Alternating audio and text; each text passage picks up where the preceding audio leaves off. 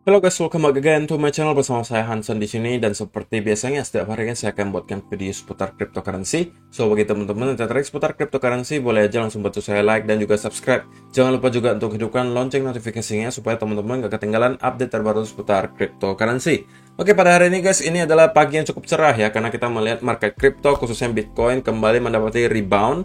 Dan yang awalnya 53.000 kemarin, hari ini udah di harga 57.000 lagi. Dan tadi pagi saya mendapati banyak sekali komentar masuk mengatakan terima kasih kok atas analisanya, terima kasih kok saya sudah cuan, terima kasih kok saya udah serok di 53.000, terima kasih kok saya udah scalping, saya udah cuan. Dan untuk kalian semua yang sudah mendapatkan profit, saya pengen ucapin selamat. Namun kalian tidak perlu mengucapkan terima kasih ke saya. Karena kenapa? Karena harusnya kalian yang melakukan riset sendiri. Harusnya kalian juga yang tekan buy dan sell sendiri. Itu adalah hak kalian, tanggung jawab kalian sendiri. Jadi you deserve that profit. Kalian tidak perlu mengucapkan terima kasih ke saya. Saya di sini hanya memberikan tambahan informasi. Kalian harusnya melakukan riset sendiri, dan kalau misalnya dari hasil riset kalian tersebut kalian mendapatkan profit, itu adalah hak kalian dan you deserve that profit. Jadi tidak usah berterima kasih ke saya. Di sini saya hanya mencoba untuk memberikan informasi tambahan untuk kalian gitu ya. So, guys, kita akan mulai dari coin market cap terlebih dahulu. Sekarang kita melihat secara global market cap crypto berada di angka 2,57 triliun dolar atau sekitar 5,89%. Nah, Bitcoin sendiri kembali di angka 57.371, naik 5%, Ethereum 4.324, Binance Coin $609, Solana 201, Cardano 1,6, XRP 0,9, kemudian Polkadot $36, Dogecoin 0,2, dan Avalanche berada di urutan ke-11 dengan harga $113. So, itu adalah outlook sementara dari beberapa top coin yang ada. Sekarang kita masuk dulu ke beberapa berita terbaru hari ini. Nah, mungkin ini juga adalah salah satu hal yang menyebabkan hari ini market rebound ya guys ya. Karena kemarin kan ada salah satu concern di market di mana ditemukan adanya varian baru di Afrika gitu ya, yang dikatakan penyebarannya itu termasuk lebih cepat gitu kan, yang menyebabkan banyak sekali investor mulai takut akan adanya Black Swan event lagi yang terjadi seperti yang terjadi di tahun lalu di Maret 2020, di mana kita melihat market crash, mau di market saham mau di kripto itu mendapat crash dan disebabkan oleh COVID gitu ya. Dan karena kemarin ada diberitakan di mana-mana varian baru ini namanya Omicron guys, dikatakan itu dia penyebarannya lebih cepat dan bisa jadi berpotensi membuat banyak sekali pemerintah-pemerintah di seluruh dunia itu mulai menerapkan lockdown lagi gitu. Jadi para investor mulai start panic selling gitu kan, karena takutnya terjadi lagi hal yang sama dengan yang tahun lalu. Namun kalau misalnya kita lihat artikel beberapa jam belakangan ini, mulai banyak sekali muncul dokter-dokter yang pernah menangani pasien-pasien yang terkena varian baru ini yang namanya Omicron. Dan mereka salah satu dokter ini dari South Africa menyimpulkan bahwa varian Omicron ini symptoms-nya atau gejalanya itu sangat ringan gitu. Alias kalau kita simpulkan, ini tidak jauh berbeda dengan varian-varian COVID lainnya yang sudah ada gitu. Cuman ini mungkin varian baru, tetapi kalau dibilang gejalanya itu tidak lebih parah daripada yang lainnya, alias sama aja gitu guys. Cuman mungkin kalau di Omicron ini katanya gitu penyebarannya lebih cepat, kemudian sedikit imun terhadap vaksin yang sudah ada gitu kan. Itu yang kemarin membuat concern juga. Tetapi positifnya adalah dikatakan di sini very mild symptoms, alias gejalanya itu tidak lebih parah daripada yang lainnya gitu. Dan kalau misalnya teman-teman perhatikan, di Indonesia juga sebenarnya ada kok varian-varian baru gitu kan. Saking banyaknya saya juga nggak tahu varian apa aja guys. Mungkin ada varian orange gitu kan, varian strawberry nanti muncul, atau varian apa lagi guys. Kalian mungkin bisa menebak nanti varian apa lagi yang muncul, varian omega mungkin, atau varian apa lagi. Saking banyaknya saya juga udah lost count gitu ya. Sekarang ada namanya Omicron. Tetapi berita baiknya adalah hari ini beberapa artikel menyebut bahwa gejalanya tidak akan lebih parah daripada COVID-COVID lainnya gitu. Yang menyebabkan ya kita melihat hari ini market rebound gitu. Yang mungkin banyak orang menyimpulkan bahwa oh ini bakalan menjadi hari yang biasa lah gitu kan. Karena varian-varian baru COVID ini memang udah banyak. Dari kemarin-kemarin juga banyak varian baru gitu, tapi nggak seheboh yang ini gitu loh, ya kan? Jadi ini mungkin salah satu alasannya juga kita mendapati rebound hari ini gitu ya. Nah, next, ini adalah salah satu alasan kenapa teman-teman harus memfilter informasi yang teman-teman ambil dari media sosial, termasuk dari saya gitu guys. Teman-teman coba baca berita dari CNBC ini. Bitcoin enters bear market territory as risk asset plunge on new COVID variant. Market enters bear market. Bitcoin ya guys, dikatakan CNBC kemarin itu masuk ke bear market. Hanya karena kita mendapati koreksi sebesar 20%. Kalau kalian langsung terima informasi ini, dan kalian tidak filter, tidak melakukan riset sendiri, kalian mungkin akan melakukan panic selling gitu. Oke? Karena CNBC ya, nama CNBC gitu ya, itu kan cukup dikenal gitu. Wah, mungkin kalian merasa, wah ini trusted nih. Ini kayaknya bakal masuk bear market nih gitu kan.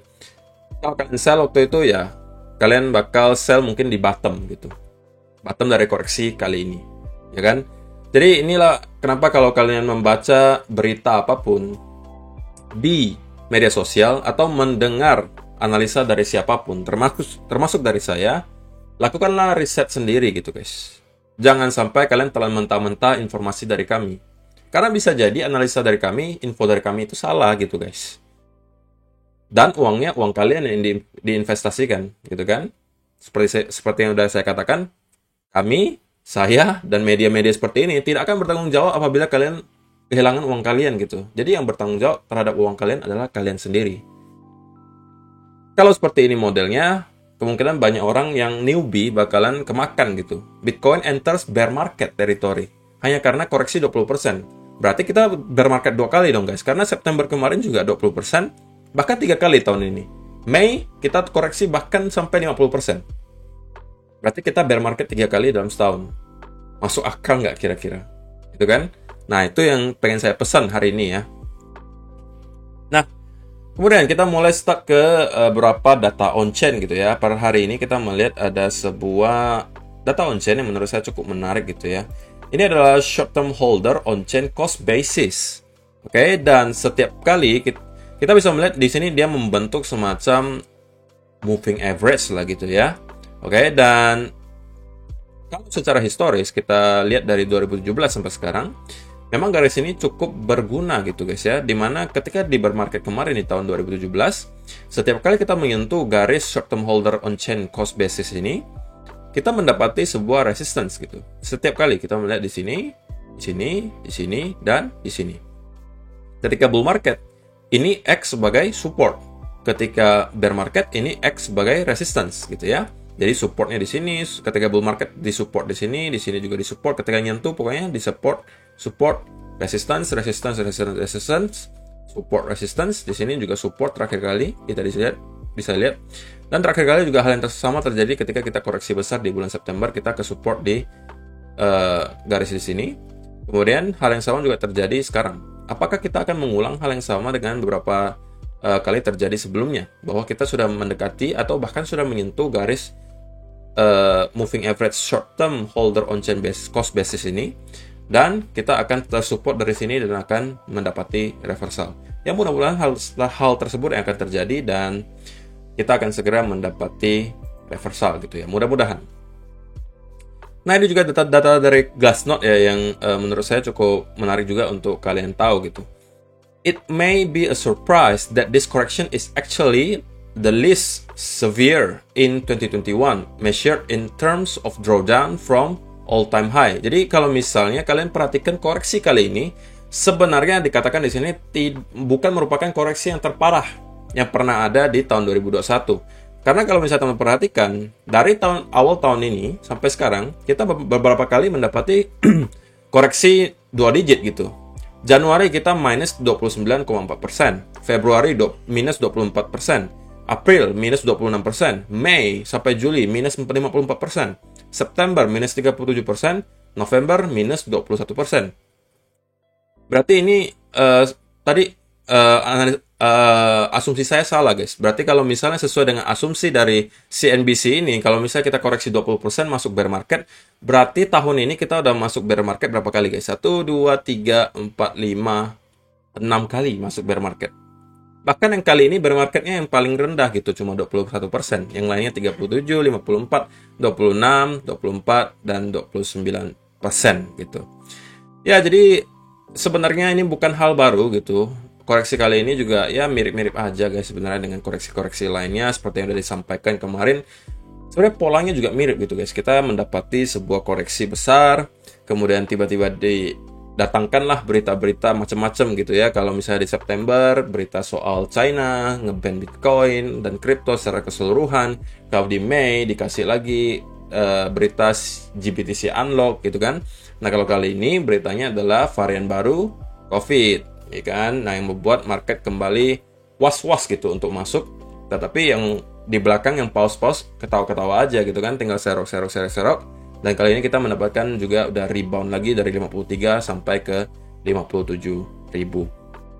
Jadi kalau kita lihat data seperti ini harusnya kita nggak panik lagi guys. Kenapa kita tidak panik lagi? Karena sebelumnya kita juga pernah mendapati koreksi yang serupa gitu. Yang persentasenya juga mirip-mirip aja. Bahkan lebih parah gitu. 29%, 24%, 26%. Bahkan kita udah survive dari koreksi 54% kemarin. Kalau kalian panik hanya karena kita koreksi 21% kali ini, ya kenapa bisa begitu gitu guys. Padahal kalau kalian sudah melewati Mei dan Juli, sampai Juli kemarin, ya harusnya kalian udah mentalnya sedikit lebih kuat lah gitu ya untuk hold Bitcoin. Oke, jadi ini langsung aja kita masuk ke chartnya Bitcoin. Dan sekali lagi guys, untuk kalian yang kemarin soalnya masih banyak yang komentar yang masuk bertanya soal launchpad di Bybit ya.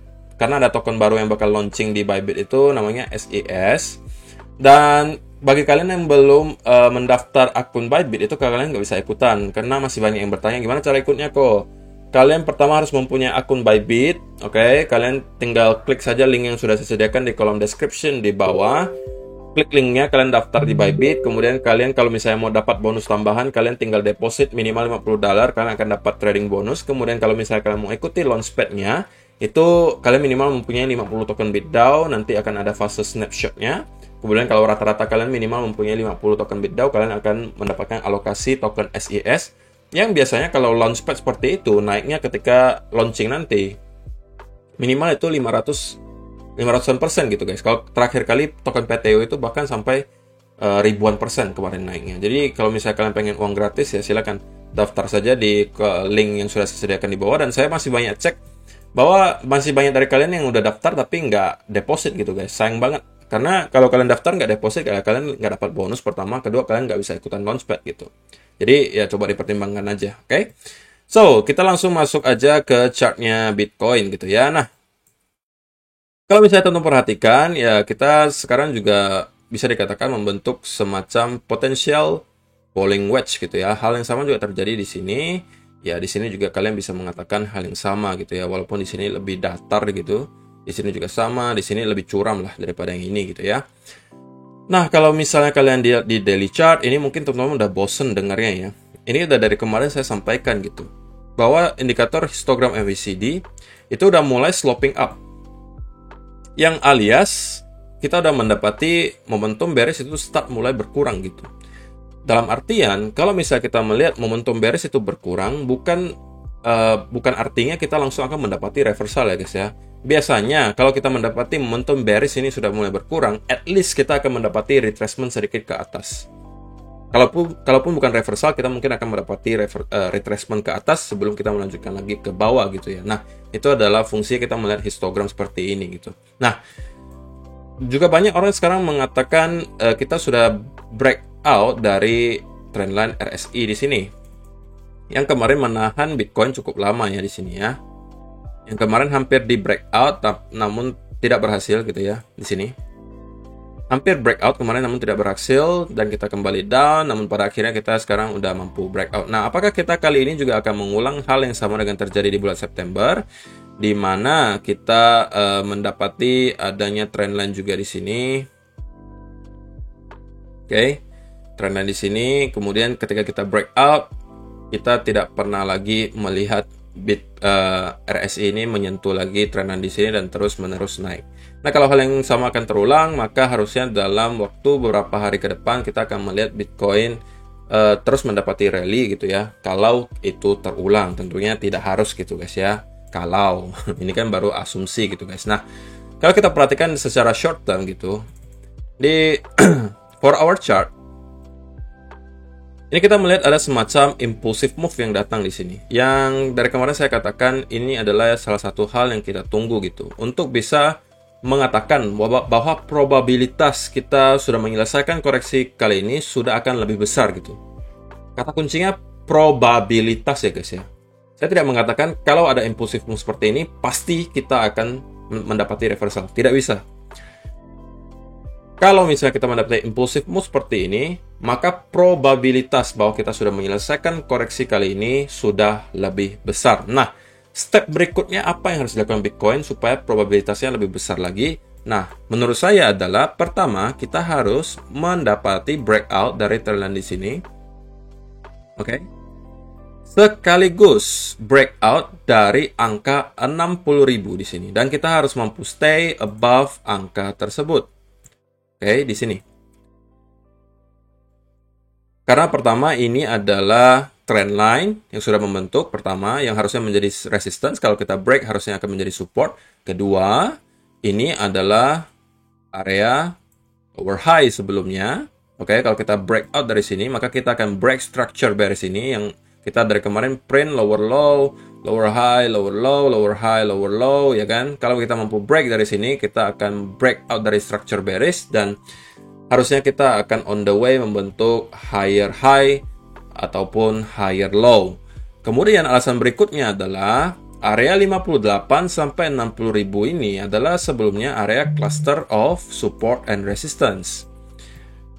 Kalau sebelumnya kita melihat area di sini sangat amat sulit ditembus karena ini menjadi area support yang sangat kuat, support gitu kan. Di sini resistance. Maka kali ini juga kita expect hal yang sama akan terjadi di mana kita akan mungkin sedikit kesulitan untuk break area di sini.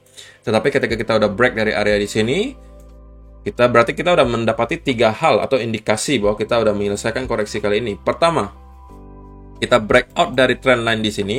Down trend line di sini. Kedua, kita mampu break out dari sebuah area resistance. Ketiga, kita udah mampu break dari bearish structure di sini. Itu kita udah mempunyai 3 indikasi. Jadi kalau misalnya hal tersebut terjadi, saya rasa saya akan lebih confidence lagi mengatakan bahwa kita sudah menyelesaikan koreksi kali ini. Nah, kalau hal tersebut yang terjadi di mana kita mendapati ada breakout di sini, sekaligus kita mampu stay lagi di above angka 60.000, next step yang mau saya lihat adalah kita mampu membuat konsolidasi di atas atau pattern continuation seperti yang terjadi di sini, guys. Ini versi bearishnya gitu ya. Kita mendapati impulsive move, kemudian ada correction move berupa bear flag, kemudian impulsifnya lagi, kemudian bear flag lagi, impulsif lagi, bear flag, impulsif lagi gitu kan. Nah, hal yang sama juga pengen saya lihat di sini. Kita membuat impulsive move, kemudian disertai mungkin bull flag atau bull pennant.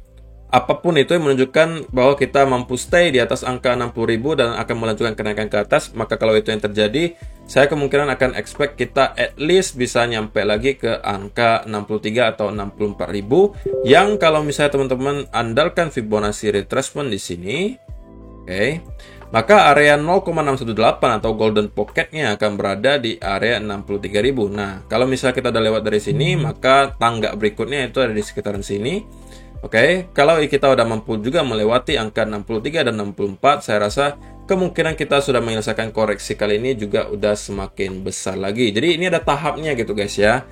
Probabilitas itu adalah hal yang bisa kita analisa.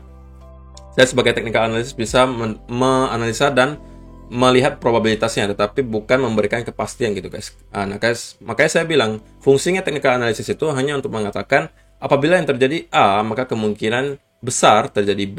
Jika B yang terjadi, maka kemungkinan besar C yang terjadi. Bukan untuk mengatakan, wah, habis ini kita bakal naik, habis ini kita bakal turun. Nggak bisa seperti itu, guys. Kita hanya mainnya probabilitas di sini. Nah, itu adalah scenario bullishnya. Scenario bearishnya lagi apa gitu, guys? Karena perlu teman-teman keep in mind ya, kita memang sekarang mendapati ada impulsive move, tapi kita sekarang masih belum break dari structure bearishnya. Kita juga belum break dari trend line-nya, kita juga belum mampu break dari resistance-nya. Jadi kita jangan terlalu overconfidence terlebih dahulu, karena kalau skenario bearishnya adalah kita kembali mendapati ada impulsive move ke bawah disertai konsolidasi dan kita bisa aja masih bermain di falling wedge di sini sebelum kita benar-benar naik ke atas gitu ya. Jadi kita masih harus waspada akan hal berikutnya akan terjadi. Karena toh kalau misalnya teman-teman masuk di sini, menurut saya sedikit tidak worth it ya. Kenapa? Karena risk and rewardnya tidak akan baik menurut saya, kecuali kalian udah masuk dari sini, itu risk and rewardnya masih bagus. Tapi kalau kalian masuknya dari sini, risk and rewardnya saya rasa udah tidak masuk, karena kalian buy di area resistance, kalian buy di area dua resistance di sini guys, dua resistance dari trendline dan resistance dari area di sini. Oke, jadi kalau kalian buy sekarang, ya kalian sebenarnya risk and rewardnya tidak terlalu baik gitu. Menurut saya lebih baik menunggu untuk konfirmasi berikutnya, oke? Baru kalian mungkin ikutan untuk masuk. Kecuali kalian udah buy dari sini gitu kan. Kalian udah harusnya dalam keadaan cuan seperti yang tadi banyak sekali komentar masuk tadi pagi gitu ya. Jadi itu saja yang perlu saya pesan hari ini. Kalian cocokkan saja dengan yang terjadi nantinya. Ya mudah-mudahan yang kita dapati adalah nanti breakout sekaligus kita mampu stay di atas 60.000. Maka kalau itu yang terjadi, maka at least kita akan nyampe ke 63 atau 64.000 saya rasa. Oke? So itu aja untuk hari ini guys. Terima kasih yang sudah menonton sampai selesai. Semoga bermanfaat video kali ini dan kita akan bertemu lagi di video yang berikutnya. Bye bye.